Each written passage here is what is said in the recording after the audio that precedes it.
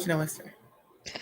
All right, All we're good. right. All right. Hello, everybody. Thank you so much for tuning in to the first live of Veguary. We are so happy to be here and we are so happy that you all have joined us.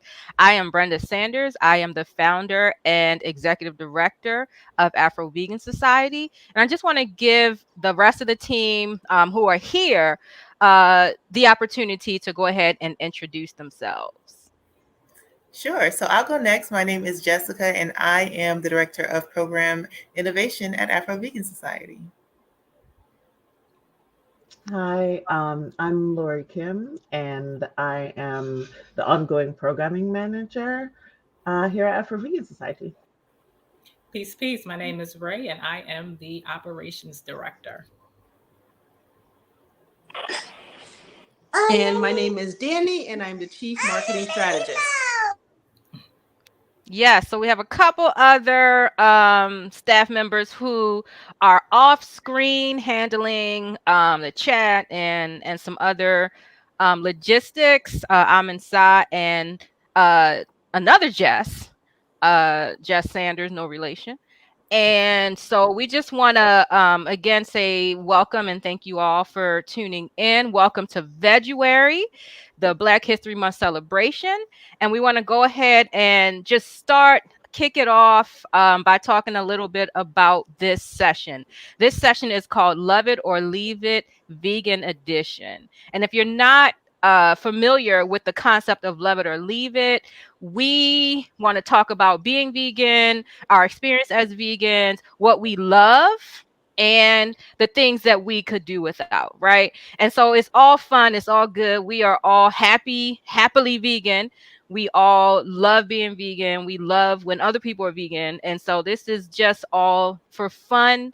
And maybe everybody will learn something as well along the way. So I will be moderating and sort of guiding the conversation, which is interesting because I'm usually the person who needs somebody to guide the conversation because I do get off track from time to time, start telling people my whole life story. But for now, I would like to have somebody else talk about something else. So we have some we have some exciting things going on. Who wants to talk about the prizes and the things that are really exciting with this session? I'm happy to talk about prizes. So, first of all, it's so exciting to see so many people viewing live with us right now on Facebook and YouTube. And we see all of you sharing your hellos in the chat. So, please continue to shout out where you're watching from. We want to know who's checking in. I'm in DC. We got people in Baltimore. We're all throughout the DC, Maryland, Virginia area, and New York, right, Lori Kim? That's right. Yeah, so we're East Coast Center, but we know we have people who are always checking in with us from all over the country and even farther beyond that. So yeah, check in, tap in, let us know where you're watching from. We've got Ezra in Texas. We've got people sending love. We've got Classy Curves from Atlanta, Georgia. Hey, we've got Alana from Alexandria, Virginia. Michelle is watching from Los Angeles. So, oh, and Coffee Monet is from Florida. Tina from, oh, hi, Tina. Tina from Atlanta, Georgia. Tina was in our first cohort of the activist training program. So, hi, Tina. Great to see you Hey, Hey, watching. Tina. Yeah, so we've got so many people watching all over. Oh, we got Marianne from the Netherlands. Okay, Okay. Michael from Slovenia. And we got Karen That's from what I'm Chicago talking South about. Suburbs. So we're going to continue to shout y'all out throughout our live today. We love the interaction in the chat. Ask your questions, leave your comments and your opinions. We love to see how you all interact with each other, make connections, answer each other's questions. So this is all about community, and we're kicking it off strong. With that said, let's talk about prizes. So each week, each Friday during our Veguary Lives, we will be giving away 4 prizes, 4 very special prizes. And to enter is very simple. All you need to do is go to the chat and type in what's your favorite vegan food. That's it. And we're going to randomly select a winner to win an amazing prize. So let me pull up our graphic to show what this week's prize is. Okay, here we go. 1 second, it's uploading. So this year we wanted to focus on equipping our viewers and our Veguary participants with the appliances they need to cook delicious vegan food in their kitchen. So we've got several weeks of prizes. For the first week, we're going to be giving away an Instant Pot. It's an electric pressure cooker. You can simmer, stew, all that good stuff. I have one, and I love that it only takes me 30 minutes to cook beans from dry. So it's amazing. We're also giving away a food processor next week, an air fryer the following week, and then a great blender for the final week. But this week, you have the chance to win an Instant Pot electric pressure cooker. And like I said, all you have to do to enter is type in the comments your favorite vegan food, and we'll be randomly selecting a winner to see who gets this week's prize. So with that said, we're going to get back to the rest of the AVS team, and that'll be that. Okay, so I just want to let folks know that I have not talked to the AVS team about who is going to go first, like what order we're going to go in. So it's all a surprise. I mean, obviously, I'm going to go last, but everybody else, they don't know. So here we go. Drum roll. Danny.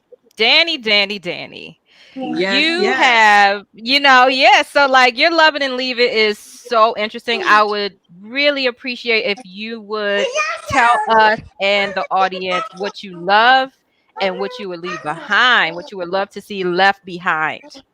Sure. So what I love is mushrooms as a meat replacement. And why I love that so much is because 10 years ago, when I was not vegan, I hated mushrooms and I just despised the texture, didn't love the flavor. And then I went vegan and I started liking mushrooms. And then, as everybody knows, within the last year or two, mushrooms have really, really taken center stage as a meat replacement, because who knew that there were so many varieties of mushrooms that provided different textures and a flavor profile. So whatever you're looking for as far as a meat replacement, there's a mushroom for that. So that's what I love. And then as far as my leave it is unnecessary packaging for produce. Like certain stores, everything is packaged in plastic and it's really unnecessary. At least I think so, from a consumer standpoint. I don't know, maybe on the business side it makes sense, but for me, I just feel like if I buy broccoli and it's covered in plastic, I'm immediately going to throw that away, and more than likely that plastic is not recyclable. And so I really avoid shopping at places where I have to buy things that are unnecessarily packaged, and because it's just not environmentally conscious and just, to me, a waste. So those are my love it and leave it. Yes, and I really kind of want to get into it, because I have always liked mushrooms. Did not have access to mushrooms in the first part of my, growing up, but then once I did have access to mushrooms, I always liked them, but there are some mushrooms to this day I still don't like, right? So I'm sorry, portobello mushroom lovers, I am just not feeling it. I'm not into it. I don't care how you make them. I am not feeling it, but there are some that I absolutely love. Oyster mushrooms, are such a great replacement in chicken recipes. So, I'm just really feeling, that love it. Anybody else? How y'all feel about mushrooms? Oh, I'm not a mushroom girl. I'm not. I eat them now. I used to hate them, like gag mushrooms. That was the reaction I had to mushrooms before. I've grown up, I've matured, and also I have had mushrooms that do taste good and are cooked well. Like I see the value in them, but I'm still not like a mushroom lover. Like if we're choosing like between tofu and mushrooms, or mushrooms and cauliflower to make some sort of like chicken replacement, I'd rather have the tofu or the cauliflower. I'll pick mushrooms last. So, but I respect and appreciate everything the mushrooms do. Like even like on environmental levels, we don't have to go there, but mushrooms are amazing. And I appreciate them more than I did before, but I hated them before. So, so it's a growth, but I'm not a complete convert. All right. Who else we got? Well, for me, I'm with you. Oh, go ahead. Oh, for me, I love mushrooms. First, I want to get into them for the medicinal properties. There's a lot of healing in mushrooms, and you can. I know people are talking about like the mushroom teas and things like that, but there's a lot of supplements out there that have mushrooms, so they have good healing properties. So shout out to them for that. And then teas too. I have a couple teas like reishi and chaga. I have those. I know they don't taste like mushrooms, but they're good for healing properties. But back to eating, yeah, I can't do shiitake. It's like fruit stripe gum. It's like real hard, and I can't get with it.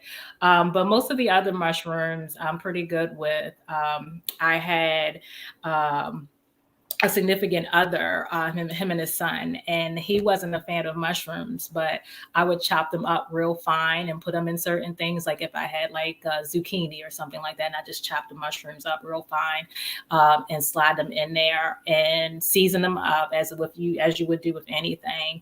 And he would eat it right on up. And it's also a good source of protein. So that's a good way to slide some protein in. So I love the versatility of mushrooms. Much respect to them. And I'm glad that they're getting shine now because they deserve much respect. All right. And that's a good point Lori about Kim. nutritionally. Also, it's one of the only plants that you can eat that you get vitamin D in as well. So, so mushrooms are a good option to throw in, so you can get well balanced nutrition. All right. Yeah, that's a good point. I really love mushrooms. Like, I love the idea of mushrooms. Really, all you see is the fruiting body of a much larger organism, right? One of the largest organisms in the world, or might be the largest organism in the world, is a mushroom, right? Because the mycelium underneath the ground is what is the actual organism, and all we eat is the fruiting body of that organism, right? So I think they're just fascinating. They're hard to even classify as in like the grand scheme of life, but yeah, I don't like to eat them. I'm just saying. But then I found oyster mushrooms, and I was like, wait, oh, oh my goodness. And somebody breaded and fried them for me. And I was Oh just my really gosh. skeptical. And I was like, look, it's going to be nasty. I'm just going to eat it for you though. I will eat it. And I tried it. Oh, wow. I lost my mind. And now every time I see oyster mushrooms on a menu somewhere, that is my go-to. I have to be honest and say I have never cooked them myself, but that's my next foray, I would say, into mushrooms. So I also wanted to add that I have a friend who just recently made a post on Facebook. He went hiking and he foraged some oyster mushrooms and made them and put it into. He made it kind of like a chicken linguine type of vibe, and I was so impressed. I don't know. I think I would be scared to forage mushrooms because it can go either way. Where like you're dead or you're alive. Right. But I just think it's cool that there's people that have that working knowledge to go out and forage and really, because they grow everywhere, and that is so amazing that that's something you can get for free just by going on a hike and foraging mushrooms and other plants. Yeah, I You agree gotta with love that. free food, right? Okay. And just so everybody who's here, everybody who's watching knows, Lori Kim is a biologist, like an actual trained biologist. So y'all finna learn something during this session. I mean, you're gonna learn from all of us, but we out here talking about ecosystems and mycelium. That's Lori Kim's thing, right? So y'all gonna You learn taught me something something new today. today. Yeah, it's Yay. gonna happen for sure. All right. So, what about the unnecessary plastic packaging? I think we should all agree, right? That like Yeah. when you go in to get like some broccoli or some squash and they got it on the styrofoam plate with wrapped in that's ridiculous, right? Yeah. Okay. Yeah. It's crazy. Like, honestly, it feels like it happened overnight, but clearly it's been a long time. But like, I remember being a kid in the 90s and like stuff was in cardboard. You know what I mean? Stuff was in paper bags. Like paper wrapping and cardboard was much more commonplace, or even like aluminum, like cans and stuff like that. Like everything is plastic now. And like, I feel like also I find it funny how, I don't know, the like plastic has like some sort of consumer psychology association with convenience. So it's like, it's a bell Yeah. pepper wrapped in saran wrap. And it's like, that's not necessary. Like, just give me the bell pepper. You know what I mean? It's like, but somehow this bell pepper drenched in plastic is somehow more convenient. You know what I mean? It's not cut or anything. It's just the whole bell pepper, you know? So they do some numbers on us to get us to buy things. I feel like in most people, it's easy to be susceptible if you're not actually paying attention and being like, wait a minute, why? Wait a minute, why? And also, what's the impact of this, you know? And I think a big part of what happened with me on my process of going vegan was that I started asking why about things I kind of like unconsciously consumed before. So I definitely feel you on the plastic is out of control. It doesn't make any sense. Yeah. And it gives the illusion to, oh, it's fresher because it's wrapped in there. But when you think about it, it's like, oh, my produce can't breathe. You know what I mean? So it's like really being suffocated. But it's just like, oh, well, it's safe from everything that's out there. Meanwhile, it could have pesticides and things like that. You don't know what's going on, and you're going to wash it regardless of whether it's in plastic or not. But yeah, it's a mind game.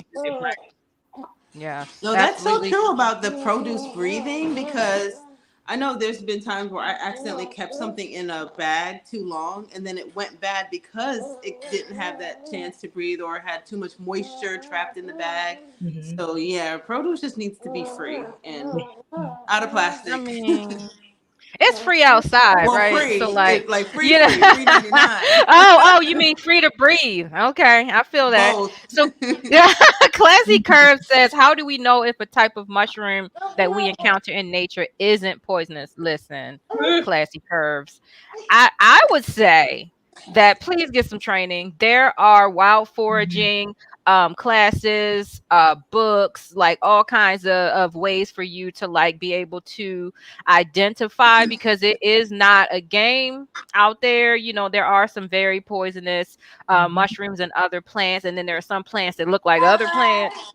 And so I think that getting that training is essential to you know, making sure that you're safe and the folks who you feed are safe. Now, Lori Kim does some herb walks. So did you have any other ideas? Yeah, I think that everything you're saying is spot on.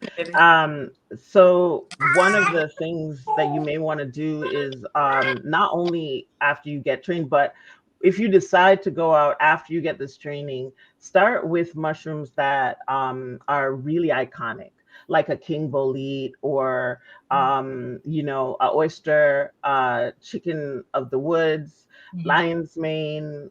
These mushrooms are really iconic, very distinctive mushrooms, but don't go for like the little brown mushrooms. They could be all type of different species, and very many of the mushroom species in the world are little and brown, and they could kill you or they could heal you. So those are, you have to be very careful. The other way to do it is by getting a spore print of the mushroom. So you take the cap off the mushroom and put it on a piece of white paper or tissue, and you just tap it and the spores will come out, because it's the fruiting body, right? To reproduce the mushroom. So you tap it and you'll see those spores, and that color of the spore will be able to help you identify it, but it's not a defining factor. Quite honestly, you really have to be good at what you do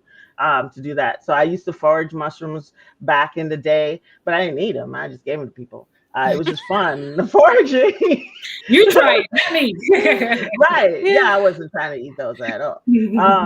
But it took years for me to really understand. And, you know, so I have a healthy respect for mushrooms because of that. And in general, foraging, you get a healthy respect for plants because of not only their diversity, but the way that they may mimic each other as well, you know? So it's a good question. Yes. Wow. Absolutely. And then Adam Weissman posted a link to incrediblemushrooms.com so that can give Hmm. folks a little bit more information, Ooh. hopefully a lot more information about that.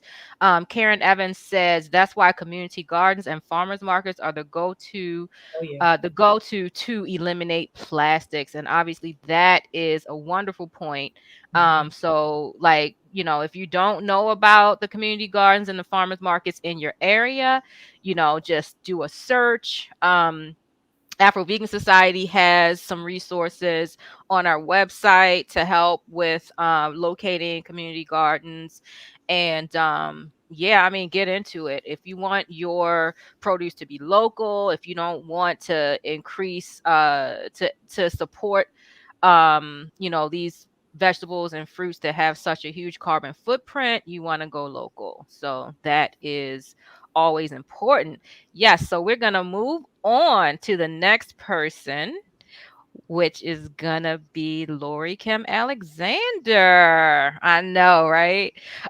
So, you have definitely some interesting, interesting love it or leave it. And then it kind of ties into Danny's. So would you share with us? Yeah, so my love it is warm winter smoothies. And that may sound a little bit like it doesn't go, but it really does. So I got into that maybe about a year or two ago. Somebody was like, during the winter time, you really should be ingesting more warm things. And I was like, yeah, but I really like my smoothies. And it's really helpful too. I give my mother a smoothie. Anyway, they said, well, try a warm smoothie. And I thought, that's going to blow up my blender. What is he talking about?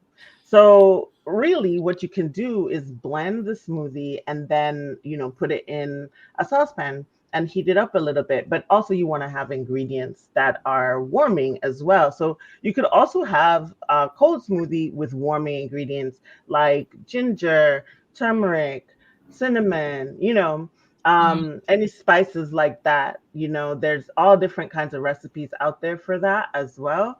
My favorite one has chocolate in it because I love chocolate.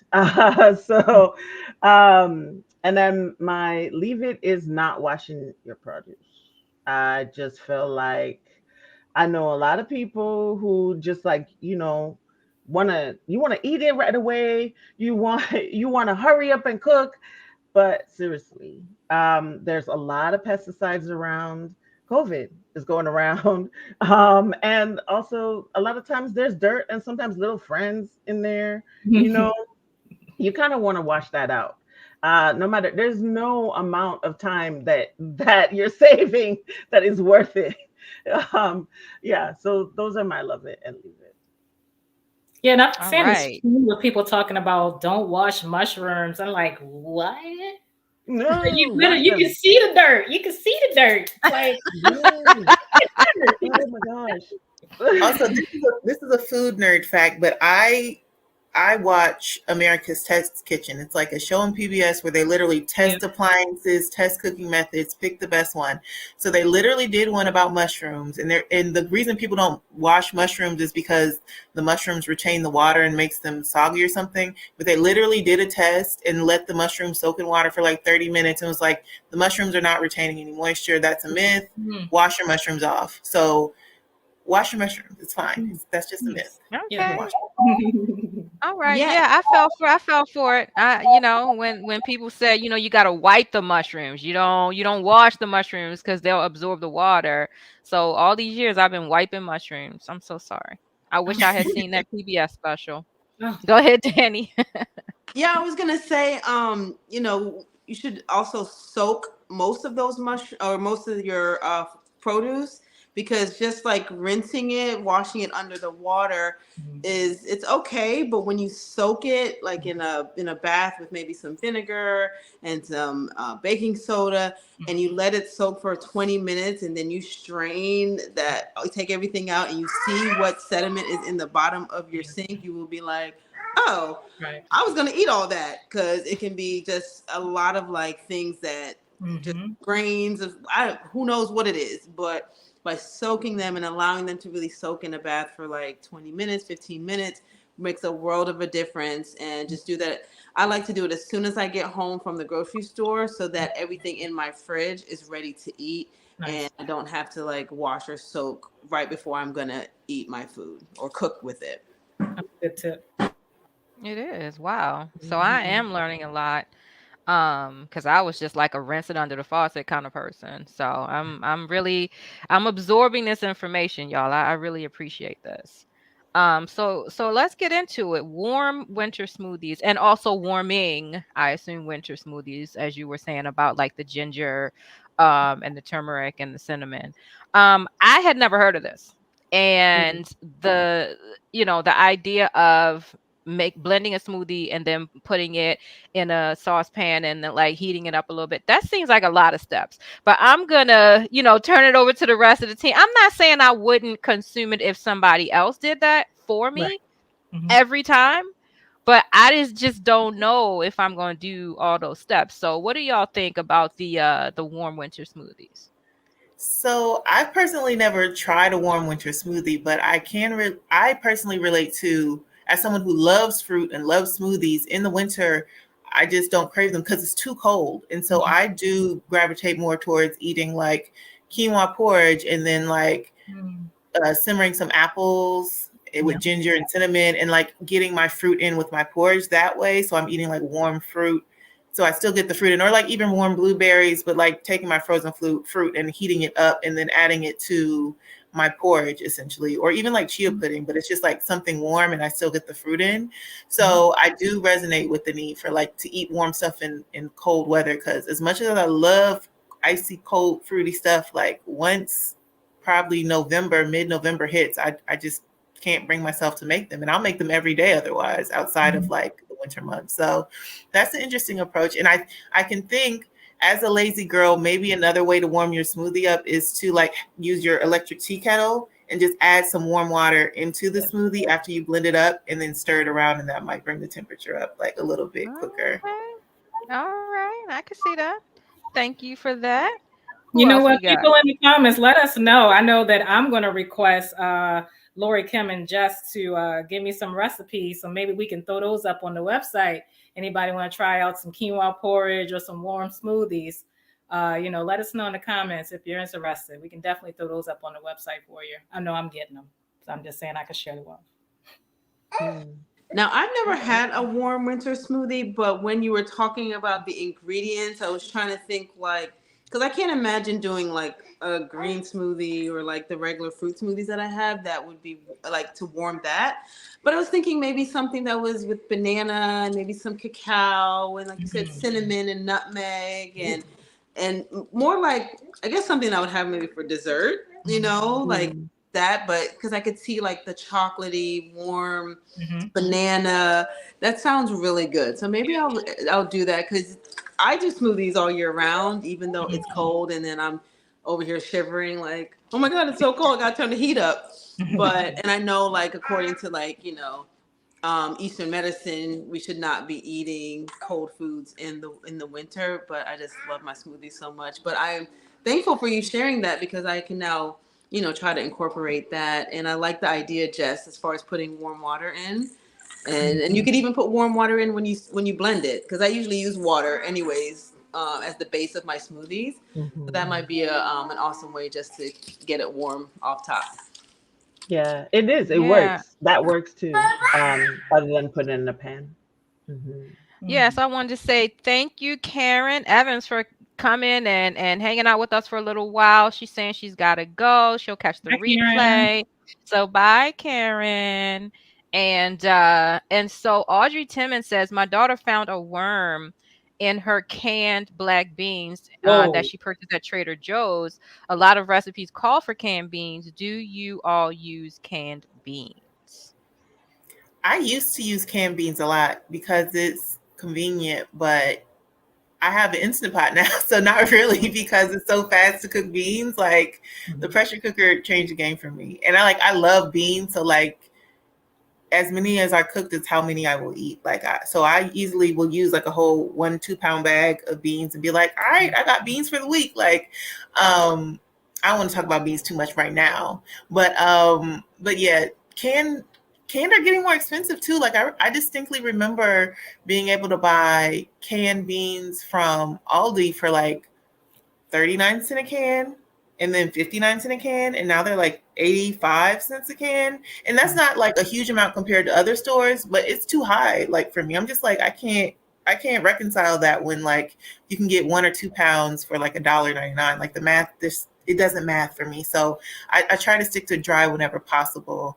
And another thing I like to do is, usually you need to soak your beans overnight. So like, I might just like soak a whole 3 pound bag of beans overnight, and then I'll take like half of them, the soaked beans, and put them in the freezer. And then I'll cook the other half right away. But so I have pre-soaked beans that are already in the freezer, and I don't have to go through that 8-hour process over and over again. I just soak everything at once and then just freeze. And that makes it a little bit more convenient as well. That's smart. Okay. That's great. That's a really Love good it. idea. I know, right? I do Uh, keep. I don't tend to eat them a lot, but I do keep canned beans on deck. That might be the survivalist conspiracy in me, but I usually do like frozen. But I do try to keep some cans on deck just in case anything happens. So that way I'll just have something to go to, but not often. I think I think it's good to just have some stacked away in the pantry as a just in case type of thing. Yeah, I'm yeah, with I, Ray I on that agree. too. I have some canned just for, in case. But I'm with Jess too. I have a pressure cooker and I just throw the beans in there. It's so easy. In 30 minutes, you have fresh beans from dry, and I love that. So whoever wins the Instant Pot tonight, you are in store for fresh beans in like 30 minutes or less. I don't. So I'm really just getting on the air fryer bandwagon as of a few months ago. So I am not really familiar with how these instant pots do, and I don't know. The concept in me is like, what? Not soaking beans, and it can cook and be thorough and not like gas you up. Like, how do these things work so we can understand? Um, Well, for the gas you up part, you probably still want to soak your beans. But yeah, but as far as cooking it, it's literally in 30 minutes. And it's because it's a pressure cooker. It's just the technology now. There are, before there was Instant Pot, there were pressure cookers, and there's restaurants that use pressure cookers to just to cook things faster.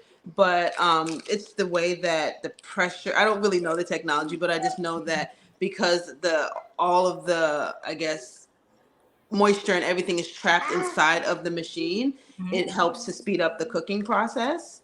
So it does work, but if you all have gas problems with beans, you still want to soak them. Yeah, I still soak. I don't skip that part. Yeah. That's why I soak so much in advance, so that I don't have to like do it every time. But no, I still soak, because I think I've maybe tried it 1 or 2 times and I was like, no. Okay. Yeah, no. Yeah. Interesting. Okay. All right. Yeah, it's technology. We don't know how it works. We just know that it works, right? Right. I'm cool with that. Okay. And I mean, Lori Kim, like your point about let's leave behind the not washing your produce. I mean, like we got into it. I think we all agree that we need to go ahead and wash that produce. There's things that, even when you're talking about commercially grown and processed produce, that you still gonna find things. And so it's just, and so that you aren't surprised at some point, either in the processing of the produce or after the fact. Just go ahead and wash it. Take a few seconds, or a little bit more time if we're doing the soaking technique, and just go ahead and do it. It's just better. So who are we gonna? So I want to go with Ray, because I found your, especially your love it, was just like, whoa, I need to hear more about this. So can you share with us? Yes. So my love it, y'all, is proper potluck planning. Okay. And obviously this is under the assumption that the people that you're going to the potluck with, you trust that their food is clean. Okay.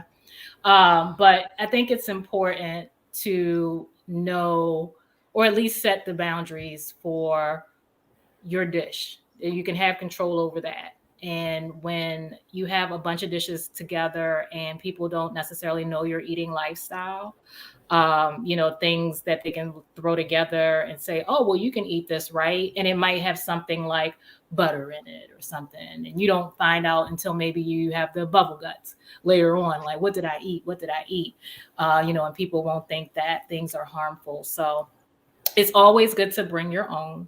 And bring enough of it. Now, of course, for those of us who like to bring things for people to try, like whether it's family functions or work functions, you have a lot of people saying, oh, that looks so good and that smells so good. I'm like, I know, because I can cook.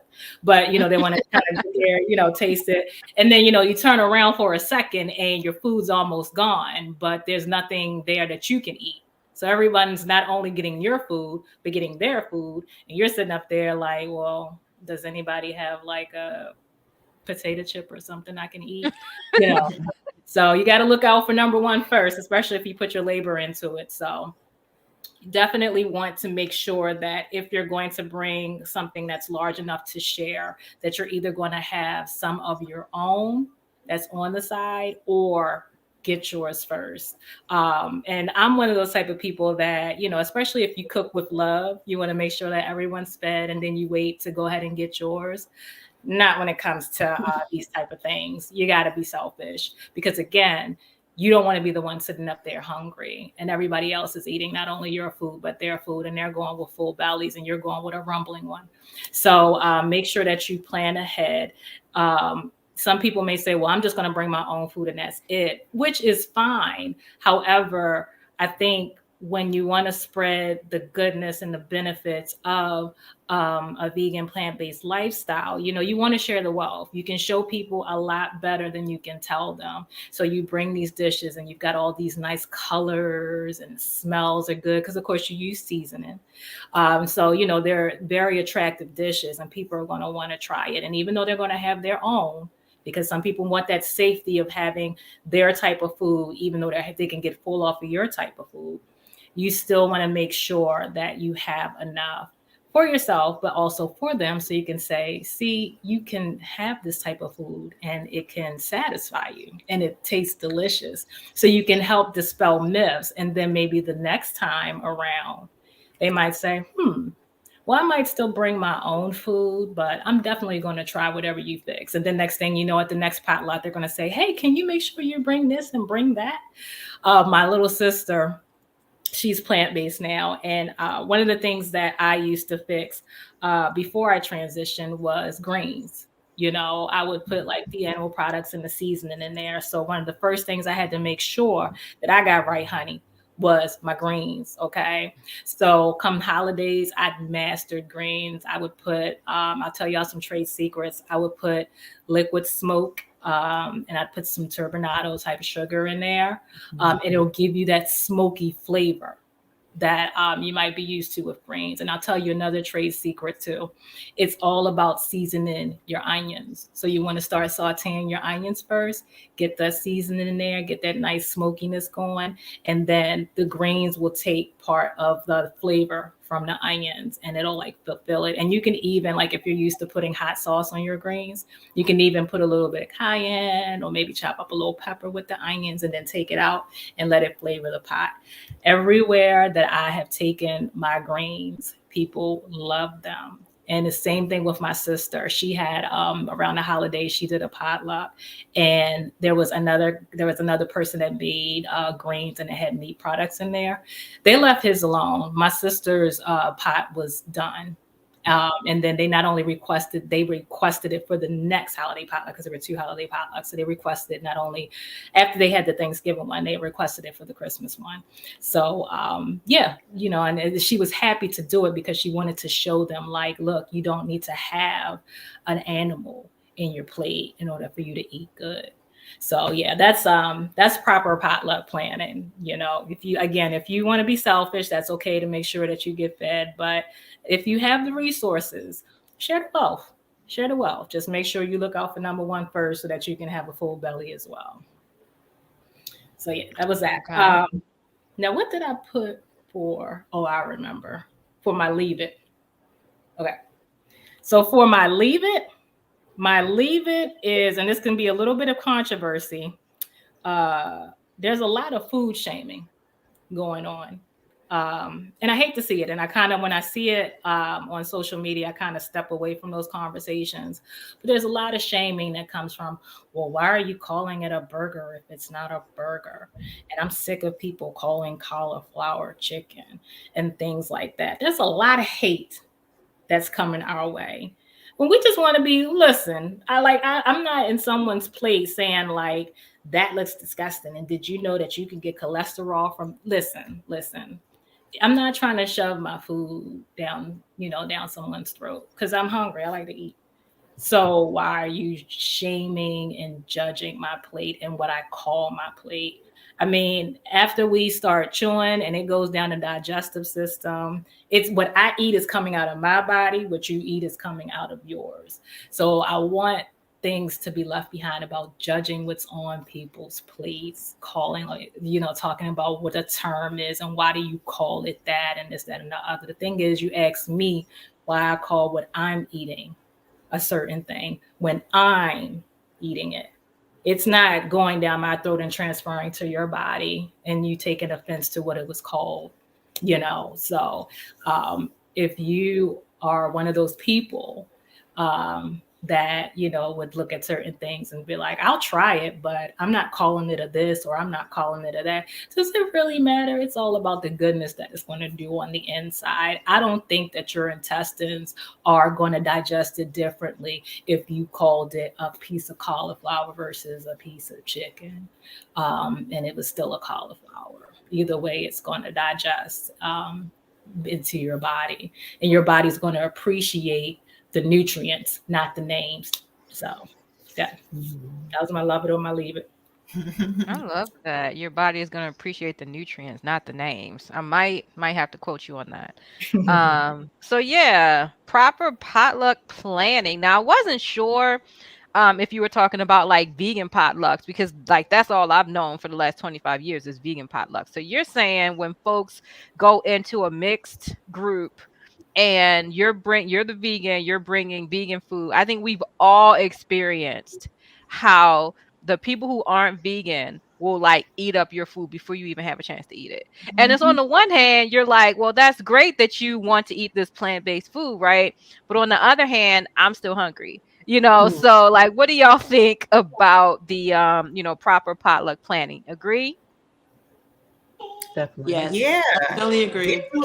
I get to mine first. The packing extra on the side. I mean, I usually don't have that much forethought if I'm like preparing food for like a group setting. I'm like, I'm always last minute for some reason. So yeah, I'm going to be like, you know what? Let me go ahead and grab mine right now. Let me get my 1.5 servings, 2 servings, and then y'all can figure it out from there. Like, you have options. Like I usually put my effort into like doing one dish that's going to hit all the spots for me, or like one dish and a veg basically. That's like, okay, even if these are the only 2 things I can eat at this thing, like I'm going to be satisfied with what I ate.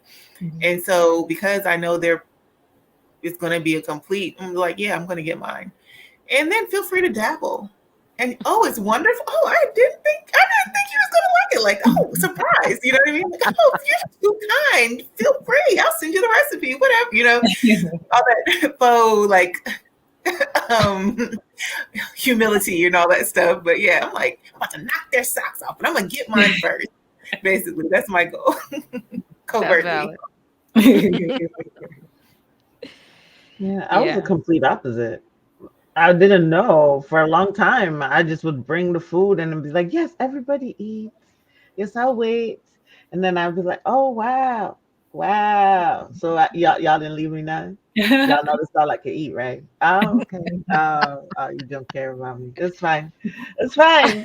I just wanted to try. This is great. I didn't expect it to be so good. Oh, really? Thanks for the compliment. But you could have left me with like a taste. Yeah. Always, always. So I appreciate you, Ray, because yeah, that's what I'm gonna do from now on.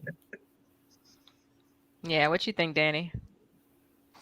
Yes, I agree with Jess and taking the approach of bringing enough where you have kind of like a complete meal and making sure that you get yours. And sometimes even before I even leave the house, my leftovers are already put to the side, and then I bring the rest to the potluck. There's in some situations eating before I go, just to make sure. I mean, that's kind of in general potluck, going out to dinner, just hanging out with non-vegans. You just want to make sure you have snacks in your bag or you ate beforehand. So yeah, definitely have to make sure you're planning. And because it is unfortunate, or I don't know if it's unfortunate, it just is what it is, that some people think that they know how to cook vegan, and or they think that it's okay to just say like, oh, just take the meat out and that'll make it vegan. And it's like, it doesn't really work like that. Or they didn't realize, like Ray had pointed out, they might cook with butter and think that they hit the mark, but they forgot that butter is not vegan. So, and it's like, they had good intentions, but because recently I actually went to a kid's birthday party, and I had told the mother that, don't worry about food for us, I'll actually bring my own food. But she was very insistent on providing food for us. And so, hold on, baby. And so, she was very insistent on it. And then we get to the part, and I tried to explain to her, like, okay, well, we don't eat meat, we don't eat dairy, we don't eat eggs. And she was just like, okay, cool. And when we got to the party, she had a gluten-free pizza from Domino's. And I was like, Wow. that's not it. Like, it has cheese on it. And, like, of course, like, I appreciate the gluten-free part, but I didn't really care about that if I can't actually eat it. So in most situations, I just say, I will bring food. Don't worry about it. But people really want to provide food for you. So. I'm sorry, y'all. Some of the people in this comment section are cold. Shauna Bridges said, I bring food just for myself. Dang, Shauna. I mean, I feel you, but that's a little rough. But if it comes down to bringing food for yourself or not having any food, I gotta say, like, and then Dietrich Rush says, I'm sorry, I'm cold. I tell folks I'm bringing my vegan meal and that they can't have any of my leftovers until I already have my portion first. I get it. I've been hungry too many times to be, trying to be all like generous and kind, you still go home hungry. Classy Curve says maybe setting aside your portion separate from the shared portion is the way to go. Hide it in your car if you have to. You might run to the bathroom, come back. What happened to my food? Yeah, right. It's gone. It's gone. So yeah, y'all are right. Y'all are right. You got to take care of yourself. Even I'm passed out trying to drive home. So yeah, take care of yourself. So, this meal shaming is a real thing. And a lot of times we do, as vegans, we have this reputation for being like the ones constantly shaming people. And some of us do. I mean, some people are just very like passionate and like are kind of angry, and I understand the anger. Like, I've been vegan for 25 years, so I have felt every emotion that is possible to feel. I'm kind of in a place now where I've come to a state of understanding and compassion, right? But that was not always the case. And so there was a time in my life where I was like, why are you eating that? Don't you know that's a dead animal? Like, I've done that part over it. And just kind of came to the realization that, like, I was eating the same stuff. Like, how like how do you go from the standard American diet to like calling people names? It just doesn't even make sense. But people do what they do. But I do, as a vegan, as a person who has like social media, and this Afro-Vegan Society platform, you do see people in the comments. It's usually people who not even like following you, who only have negative things to say, but they do come in and they say stuff like, well, it's cauliflower, why are you calling it chicken? or like, if you don't want to eat meat, then why are you calling it meat, and that kind of thing. And there's a lot of answers to those questions. One of my favorite ones was, somebody said, you know when somebody said, if you don't want to eat meat, why are you trying to make it taste like meat? And they were like, well, why are you trying to make your meat taste like vegetables by seasoning it and putting vegetables in it, right? So I thought that was, just boil it and eat it right off the bone. If you're really into the taste of meat, no, you trying to make it taste as close to vegetables as possible by all those spices and Herbs. veggies. But that is like a real thing. Folks trying to like strike back out at us for choosing to eat vegan. They want to like, pose these kinds of questions and accusations. So have y'all experienced that? And like, how do you deal with it? So I actually had someone unfriend me, a childhood friend that I had known for like 20 years. She unfriended me because I made cauliflower wings. I made cauliflower wings. What's up, baby? Yeah, I made cauliflower wings. And she was like, why are you calling it wings? And I'm like, because it's... Hold on, y'all. I'll be back with my Okay. Yeah, I've experienced it also. I feel like it's kind of common. Obviously, you get stuff on the internet. Like I made what did I make? I think I made a vegan poke bowl. And it was like with vegan tuna, and I used tomatoes. And so somebody's like, oh, fishes. And they're giving me the biological definition of the fish. And I'm like, thank you, Peter. That's not what the point of this recipe is. Like, the point of naming the recipe, like as somebody who writes recipes, the point of naming the recipe a certain thing is to let people know what type of flavors and textures they can expect. Like, I feel like that's common sense to be like, Right. yes, this is a vegan dish inspired by these flavors and textures. That's what's going on there. You know what I mean? So, I mean, I don't get offended, but I think it's like human nature, especially if you're operating in a certain mindset, to be like fearful of change or like be suspicious of the unknown. And so I think that's a lot of what it is. And some people dig their heels in that fear or in that suspicion, you know what I mean? And that's just part of navigating life and interacting with other humans on a lot of planes. And we experience that as vegans with the food we eat. But oftentimes there's never been a time where somebody who actually had an opportunity to taste what I was making and I named it something that they wanted to debate with me about, and then they ate it and they were just like, oh yeah, this is like that. You know what I mean? And it's just like, okay, so just try it and then just wait. You know what I mean? Like, it's okay. So I think patience helps a lot, and also just deciding to be amused by people who are trying to get under your skin as opposed to being like, giving them the energy that they want from you, which is like ultimately something negative, Yes. Yes. Okay, so somebody unfriended me, a good friend of mine from elementary school, because I called cauliflower wings. And she's like, I don't know why you're calling it that. And then I noticed she unfriended me. I'm like, girl, it's really not that serious. Wow. But so I don't know. Like I see that argument a lot. And then, but on the flip side, I'm like, but you don't say you eat cow. You say you eat beef. You don't eat pig. You eat pork, right? Or I'm eating a filet mignon and. But like, let's talk about, no, you're eating like a cow's muscle. So if you really want to call it what it is, then let's call it what it is, instead of like on our side saying like, oh, you can't name it that.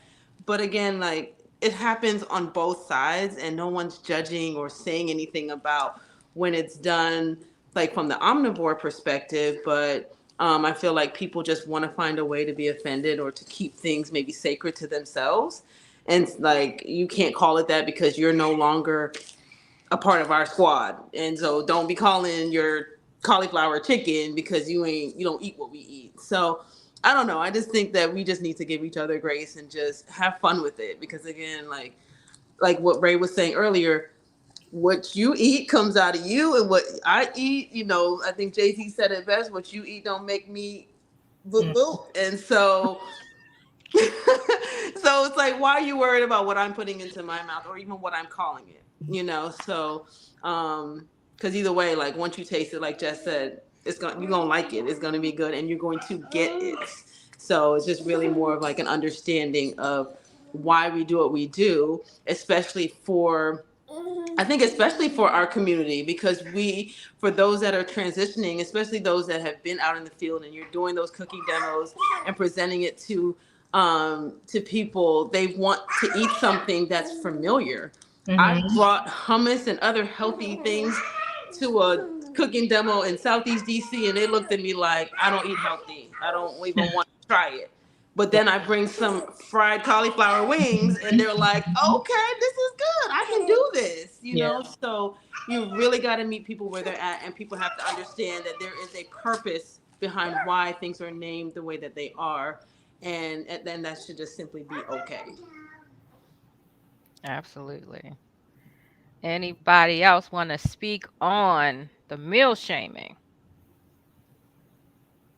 I do want to read that Ginger Garrett said, I boycotted my family reunion for a few years because my family would not accommodate my family. I get that. I Wow. really, really get it. I've been there.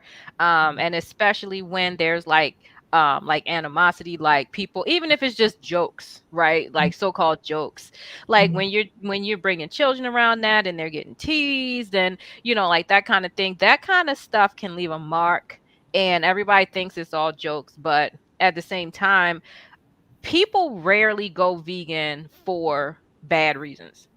Right. People rarely go vegan, to hurt people. As a matter of fact, it's usually quite the opposite, right? Mhm. Of course, there's always going to be exceptions to every rule, but it's not like we're saying, I want to eat plant-based food because I want you to be upset, you know? So, like, give people space to do what they do, to eat how they eat, to live how they live, and maybe just be open and curious about that, and maybe like folks will learn something and be able to grow themselves.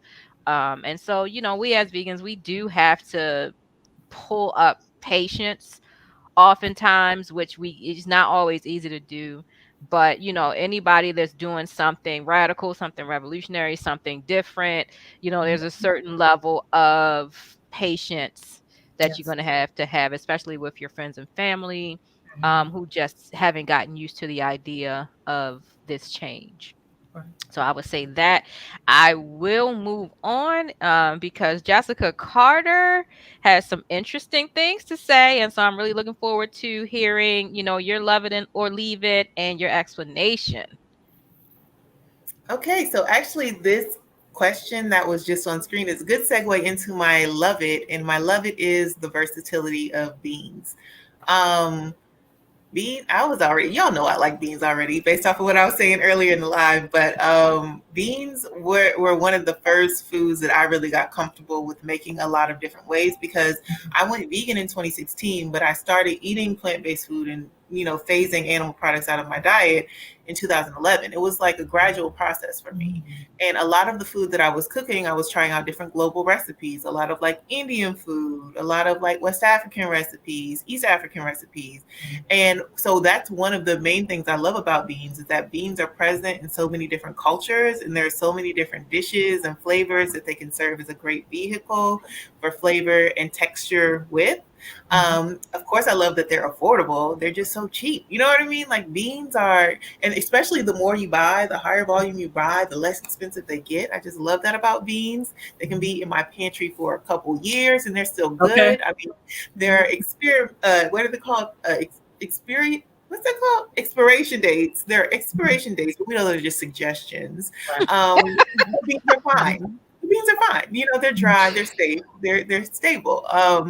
Yeah, I love cooking with beans. And so for me, it started off with like the global recipes and also just like the old standbys, black eyed peas and greens, or like black bean soup, stuff like that. I could eat black bean soup any day of the week. But then I started getting more experimental once I started actually like diving into like vegan living and like, okay, yes, hummus is a great jumping off point. What other dips can I make with beans? Black bean dip, white bean dip, kidney bean dip. Like you can make a billion different dips with beans. That could also be used as a salad dressing or spread on a sandwich instead of mayonnaise. Or you can use beans I've made frosting from beans before for a cake. And I know it sounds weird, but it's delicious. I Hmm. kind of just started using certain beans interchangeably with sweet potatoes, and then that just took off my whole baking journey with using beans in those ways. Wow. I can make cheese sauce, all types of different cheese sauces with beans. Like for lasagna or spaghetti or mac and cheese, like I can make a billion different sauces, like for cheesy recipes with beans. So I haven't started drinking beans yet. I don't know that I will. There are another enough things to drink besides beans at this point. But you could do it, and I mean, no shade. And I've seen a lot of people do really interesting with beans. Even like when you take beans and cook them, and then you bake them in the oven with a little bit of oil, and then they turn into like a crispy, crunchy crouton snacky type Mhm. thing. Like you can do anything with beans. They're like the perfect vehicle for all those great things. And so that segues into my leave it. Because with as versatile and inexpensive as beans are, why are we messing around in labs experimented with animal cells to make lab meat and lab milk? Mm. Debating whether or not that's vegan, whether it's plant based, well, it's more eco friendly. I feel like the people who are kind of like masterminding these types of like forays into the future of food Mhm. um, are playing God a little bit. And humans have already been designed and put on Earth or evolved on Earth, whatever your perspective is. We're already here, and the food we're supposed to eat is already coming from this planet. So Mhm. I don't feel like we need to be dabbling with the lab made stuff so much, especially for us as Black people. Like we have so many chronic illnesses that come from the standard American diet. And how does lab meat or lab milk address any of those issues for us? It doesn't. And we don't know if it might exacerbate it. I won't talk about that, but it's just like it doesn't get to the heart of actually improving our quality of life. And I feel like it's also could take like a dangerous, maybe dystopian turn if that's what people really decide to like lean into is like, oh, the future of food is like Frankenstein food. Yes, that's what somebody said in the comments. You know what I mean? I don't know. Mhm. It just sends a chill up my spine, and it seems like we're missing the point a lot when we really need to be connecting people back to the food system, getting people as larger stakeholders in the food that they eat, communities as larger stakeholders in the food they eat. I feel like lab-based foods are another way to like uh, separate us from that process and like marginalize people even further. So I'm not here for the lab milk and meat at all. Mhm. Okay, just to read a couple of comments. Alana Norris, Bermudez, I hope I got your name right, says, I've heard of black beans to make brownies, as have I. I have Mhm. seen several recipes that call for black beans. I've heard that it's really good for the texture, that they don't come out tasting like black beans, which I completely agree.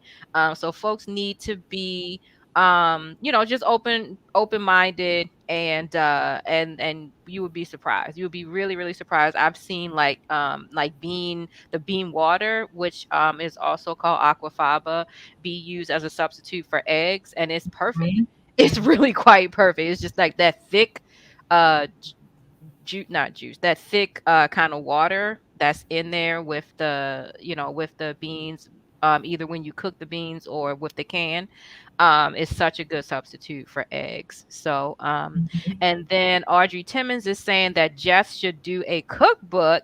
And luckily for us, a lot of the recipes and stuff that are on Afro Vegan, maybe all of them, I don't know, that are on the Afro Vegan Society website are Jess's Mhm. recipes. We have we have a couple guides actually that Jess has worked extensively on that are available in PDF form Mhm. from the website, and we have a couple more guides that are coming out, that a dairy free guide, or dairy free living guide, as well as a vegan cooking on a budget guide, that are coming out soon, Mhm. that Jess has worked extensively on. So yeah, you're absolutely right. I mean, Jess has a lot to share in terms of recipe development.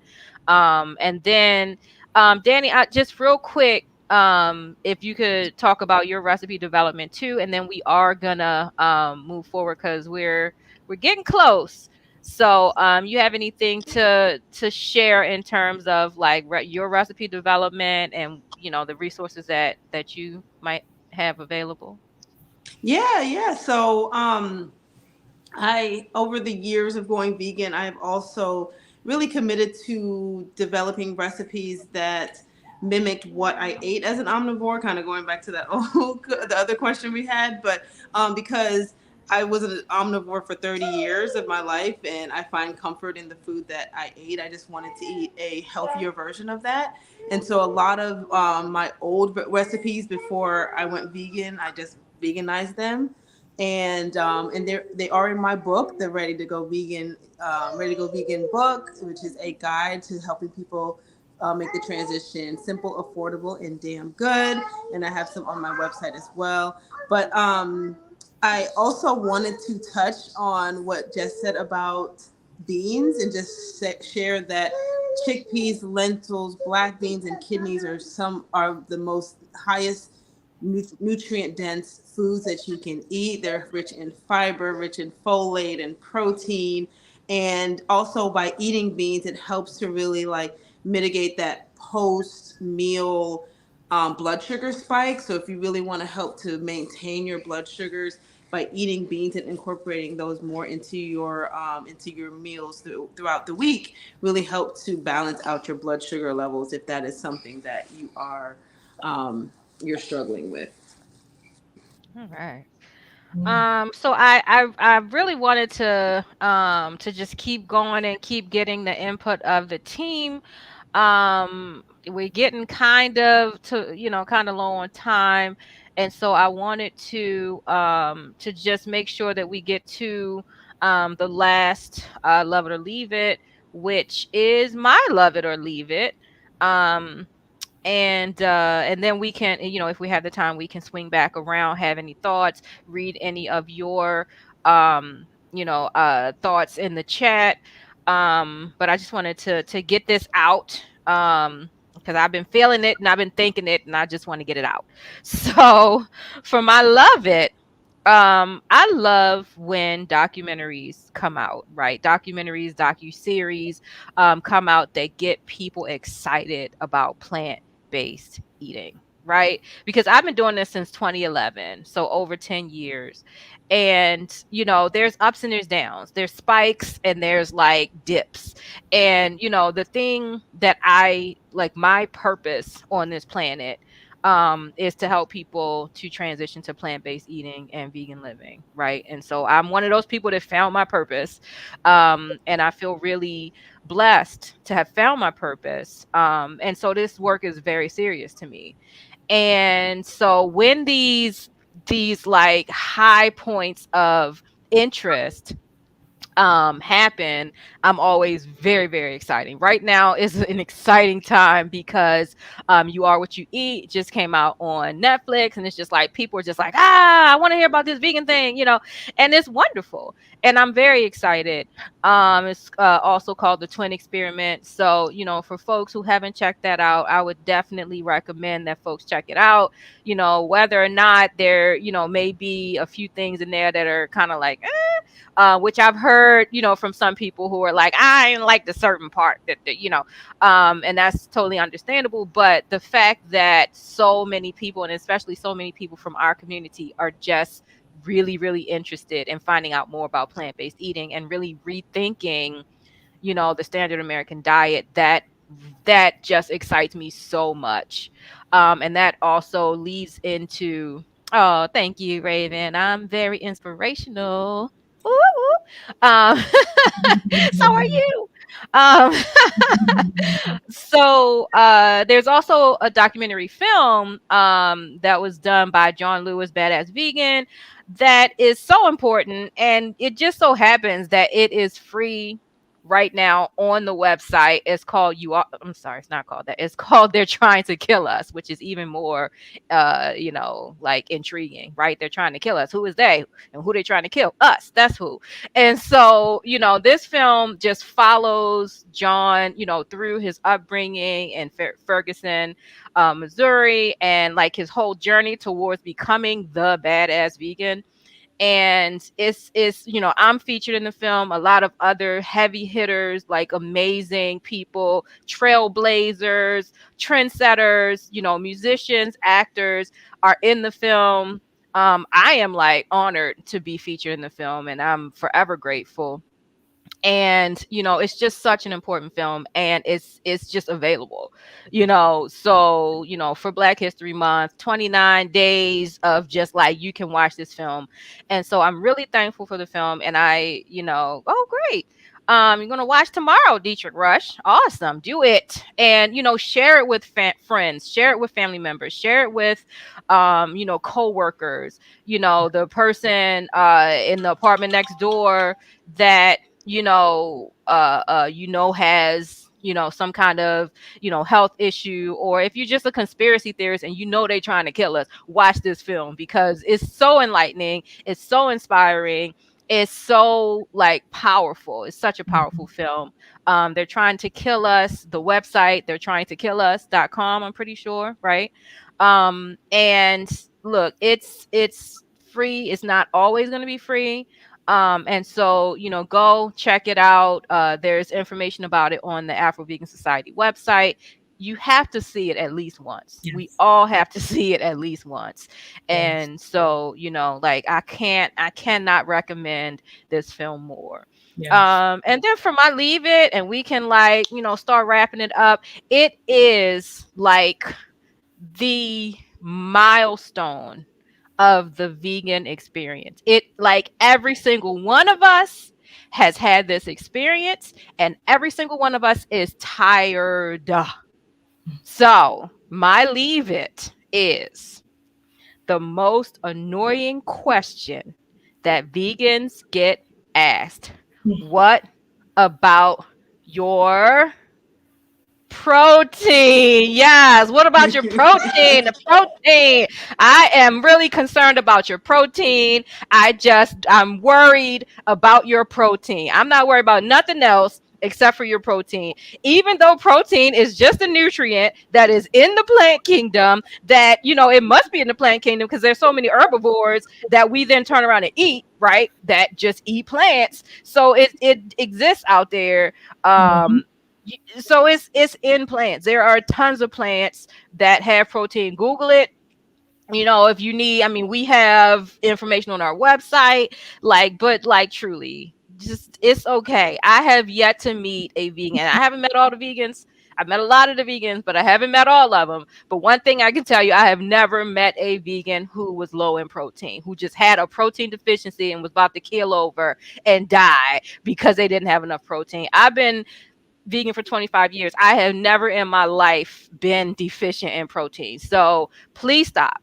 Just please stop. We are good. We getting the protein. Like, where were y'all when I first went vegan and all I was eating was rice-a-roni and canned corn, because that's all that was in our house because we was poor?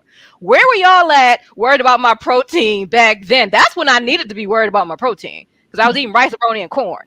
I think we're okay. I think that all kinds of studies and people, who are living, eating plant-based foods, alive, it shows that like we are not protein deficient. We are good. And so that is just such an annoying question that all of us have, right? We've all had somebody ask us that question. Yeah. Okay. Yep. Yeah. So Tell them these nuts. That's where we get the protein. woo, okay. Yes, these nuts that we are eating. My favorite is pecans. We get it. So I wanna, turn it over. Does anybody else on the team have anything else that you want to talk about, share? Whatever. And then thank y'all, in the chat. We're going to continue to scroll through and see if there's any questions or thoughts. But for the Afro-Vegan Society team, any other maybe closing thoughts or, I just want whatever? to say about protein. Before we get into that, I just want to remind folks that if you want to enter our giveaway today, comment your favorite vegan food and you will have a chance to be entered. Yes, thank you. I want the instant pot, so I wish I had a favorite food though. Anyhow, so I want to say something about protein. I just want y'all to realize that anything alive has protein. Mm. Yeah, no, so really, right? I'm trying not to get too nerdy. Hold on. Yes, had to cap it. So everything has protein. So it if you know it's amino acids that make up proteins. Proteins are just these long strings that are like kind of balled up like this. You know, if you look at the like cell level, they're like just balled up like this. And so honestly, plants have protein. We have protein. Fungi have protein. Everything that's alive that's not a rock, right, has protein. You know, even rocks got minerals. Like, come on, let's just be really real about it. So that's something that you can tell folks. You know, apart from the fact that like, you know, look at a gorilla one time, look at a rhinoceros or elephant one time. You know, those are some of the largest animals on the planet, and they're completely vegetarian.